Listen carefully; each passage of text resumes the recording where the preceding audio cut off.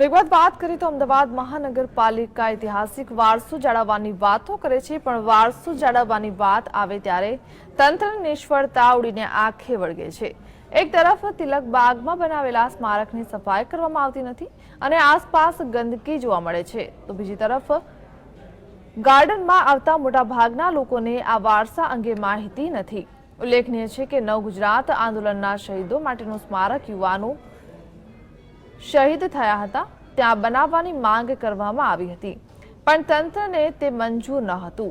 લોકોને માંગણી જોતા સરકાર દ્વારા શહીદ સ્મારક તો બનાવવામાં આવ્યું હતું, પણ તે તિલક બાગની અંદર તૈયાર કરવામાં આવ્યું હતું। મહત્વની વાત તો એ છે કે કલાગુરુ રવિશંકર રાવળે તે સ્મારક બનાવ્યું હતું, પણ આ સ્મારકનું લોકોએ અસ્વીકાર કર્યો હતો।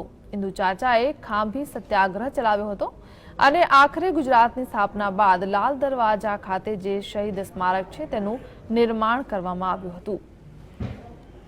નામનો 19 વર્ષનો યુવાન એ પણ શહીદ થયો હતો અને એમને આજે દીવાન બલ્લુભાઈ સ્કૂલની પાછળ બાવા ફઝલુનું કબ્રસ્તાન છે ત્યાં દફન કરવામાં આવ્યા હતા। અન્ય શહીદોના સ્મારકો છે, પણ હામિદ અલીની આ કબર એની શહાદતની મહાગુજરાત આંદોલનની યાદ અપાવે।